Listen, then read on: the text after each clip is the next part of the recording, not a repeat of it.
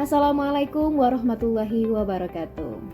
Hai, saya Lisa dan pada kesempatan kali ini kita akan membahas ringkas tentang moderasi beragama dengan formula 5W 1H. Apa sih moderasi beragama? Nah, secara ringkas, moderasi beragama dapat kita artikan sebagai cara atau sikap dalam menjalankan ajaran agama yang tidak ekstrim, seimbang, dan lebih mengedepankan nilai-nilai toleransi.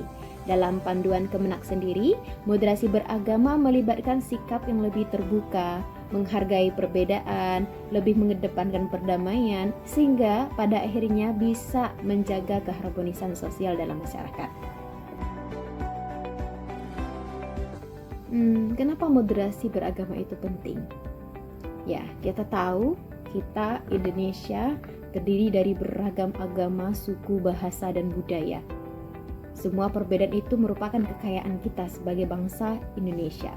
Namun, kita butuh semua orang, setiap orang untuk saling menghargai perbedaan yang telah ada itu. Ya, perbedaan yang telah ada supaya tidak memicu terjadinya konflik. Kita tidak dapat pungkiri bahwa berita yang kita baca pun sampai saat ini masih diwarnai dengan berbagai isu konflik antar umat beragama, antar suku, antar budaya, perbedaan gender antara laki-laki dan perempuan, dan isu-isu lainnya. Nah, moderasi beragama di sini diharapkan dapat mampu mencegah ekstremisme dan radikalisme tersebut, sehingga kita mampu mendukung menjadi bangsa dengan kehidupan beragama yang saling menghormati. Siapa yang berperan dalam moderasi beragama? Jawabannya tentu saja ya, kita semua. Mulai dari institusi paling kecil yaitu keluarga, kedua kemudian pendidikan, ya lembaga pendidikan kita mulai dari level SD sampai TK, SD sampai kemudian perguruan tinggi harus mengajarkan, berkewajiban untuk mengajarkan sikap saling menghormati, nilai-nilai etika yang harus diajarkan bahkan sampai kita perguruan tinggi, menghargai perbedaan ya agar tidak menimbulkan konflik kemudian. Tentu tidak asing lagi bagi kita mendengar berita yang muncul di layar kaca menampilkan bagaimana perbedaan kemudian berujung pada pengucilan, pembulian, dan bahkan pembunuhan.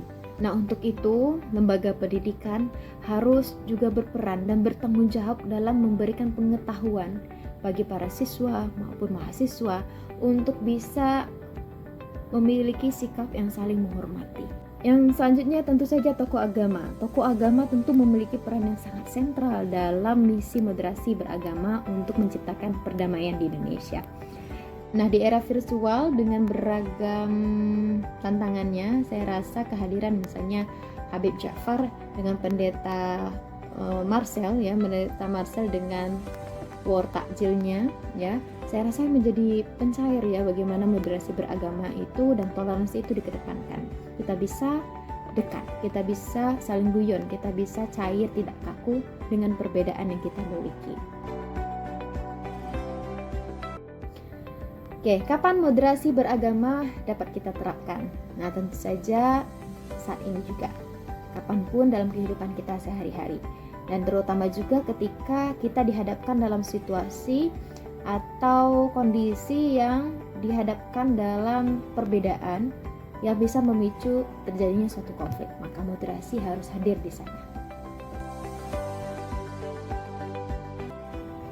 Di mana kita menerapkan moderasi beragama? Ya, tentu saja di mana saja. Oke, yang terakhir, bagaimana cara kita menerapkan moderasi beragama? Yang pertama tentu saja kita harus menghormati perbedaan itu sendiri.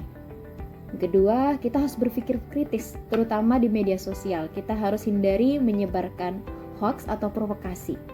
Yang ketiga, kita harus saling memahami, ya, saling mengenal dengan orang-orang yang berbeda dari kita. Yang kemudian yang keempat, memberikan contoh toleransi. Siapapun, tokoh agama, tokoh pendidik, generasi Z ya, siapapun itu bisa memberikan contoh-contoh moderasi beragama yang bisa ditayangkan menjadi sebuah konten atau mungkin dalam suatu bentuk pembelajaran, bentuk praktik nyata di masyarakat.